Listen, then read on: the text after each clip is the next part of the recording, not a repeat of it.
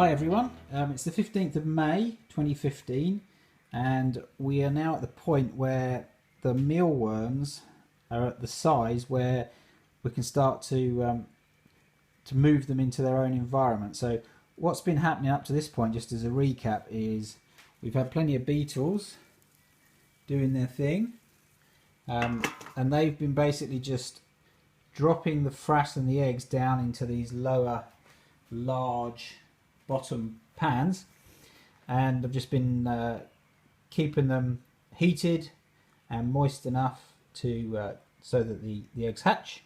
And we should have, if you have a look under here, you should be able to see, hopefully it'll focus in so we can see a bit better, but yeah, you should see that there's plenty of worms of varying sizes now in here. We've got some that are really quite reasonable, and a real mixture. So we've got some reasonable ones, and some smaller ones. So what we're going to do is, this is one of the pans that is purely for mealworms. So I put some extra holes in to allow plenty of ventilation, because when these are stacked and full up with the substrate, there's probably not a lot of air circulation. So I just added a few more holes in around the edge here.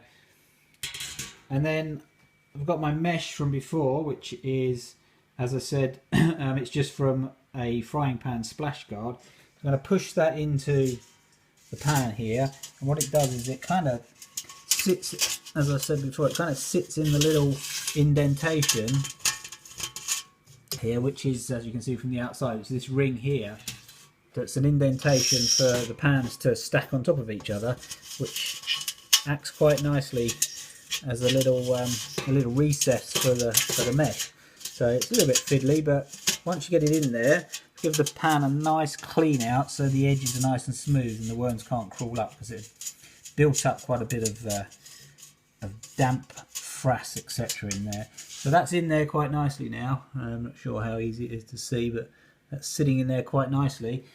It creates a little bowl, and I'm going to fill that with what I've got over here. Is all the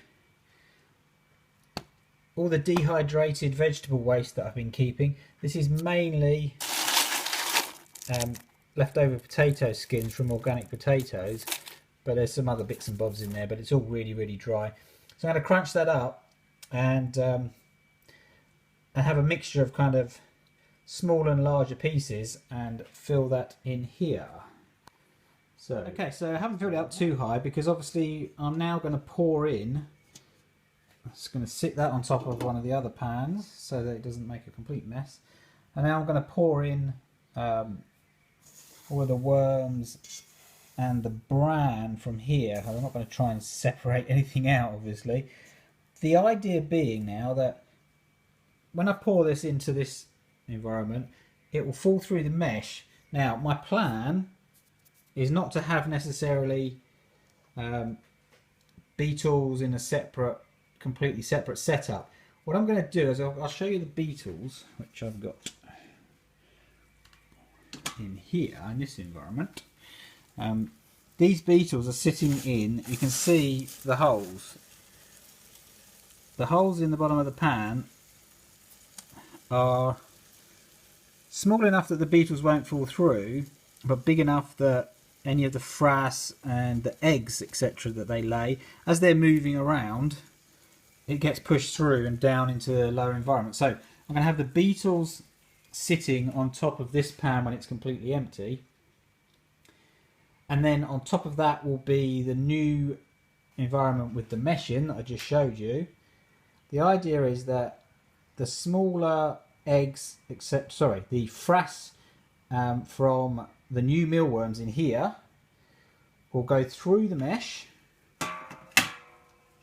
okay, through the mesh, and drop down into the beetle environment. And as the beetles move around, they'll push the frass further down and it will drop down into the bottom pan. So there will be eggs again in there, and I will just allow those to hatch, and then I'll just hopefully repeat that process every few weeks, and we should end up with the new environment with the this new environment here with the mesh in. That should slowly have just worms in it. That's the idea. So I'm now going to do the pouring into there. I'm not quite sure how this is going to go one-handed.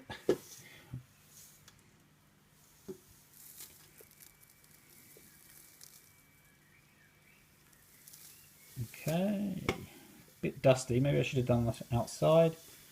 Don't tell the wife, she's not here.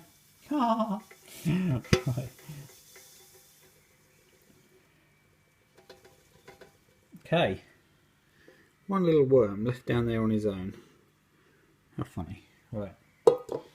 So we're going to have a mountain of frass and worms and what have you. Mix those about. What I'm hoping is I haven't got too much in here. What I don't want, obviously, the worms are not particularly good at crawling up the side of this stainless steel, luckily, because those holes are quite close. What I had in one of the other environments is beetles managing to get out of these holes occasionally, not very often, but hopefully the worms won't. So we've got a fair few in here now. I'm going to put some fresh carrot in here for them, and they need to now sit on top of the beetles. So we have a completely empty pan here that they've just come out of, apart from that one worm.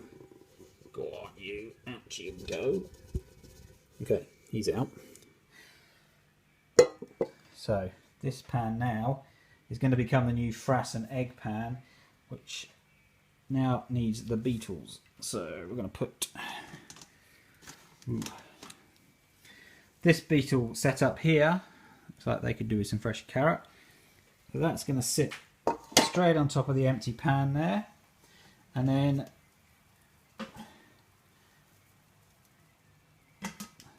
the newly created worm environment will sit on top of there, and that should be it. So what we've got is a pan with beetles in down here. The only thing I've just realised is I have no air holes in that pan for those beetles, which is a little bit of a worry. So I might just put some pieces of paper or cardboard in between the two edges here, just create a bit of an air gap. I mean, to be honest, the air does get through, but maybe not enough. So I'll just put some bits of card in there. But that's pretty much the setup now. So this is the first time I've tried to sort these and see whether they drop down through, and I have no idea if it's going to work or not, but it's good fun to find out. So obviously we've got wheat bran in here, which is not my ideal substrate, but it's what I started this all off with. As the wheat bran gets devoured and starts to fall through, I'm only going to put recycled, sorry, not recycled, I'm only going to put dehydrated potatoes, etc. Into this environment here, and carrots, and that should be fine. And we'll see how it goes. And whether I set up another environment, I mean, I've also got worms and eggs down in here, which again you should be able to see on there, if I can get it to focus, on the bottom of here. These aren't as big, interestingly. So these were all hatching pretty much the same time, but this is only oats in here, and this is wheat bran. And the wheat bran mealworms definitely growing quicker. Whether that means the quality of the meat off of them is as good or not is something for the future. Until we can get some testing done, we're not going to know that. But they definitely grow quicker in there. But I'm definitely going to try and get this all working with only leftover vegetables. So we'll have a bit of a mixture. We'll have these growing in here. I'll probably set up another environment above this one fairly soon, which will only have waste vegetables in. And what I'll do is I'll pick out some of the mealworms when they get to a particular size. It's going to be a little bit difficult to do an exact comparison because there's so many different size mealworms in these environments now. But let's see how it goes.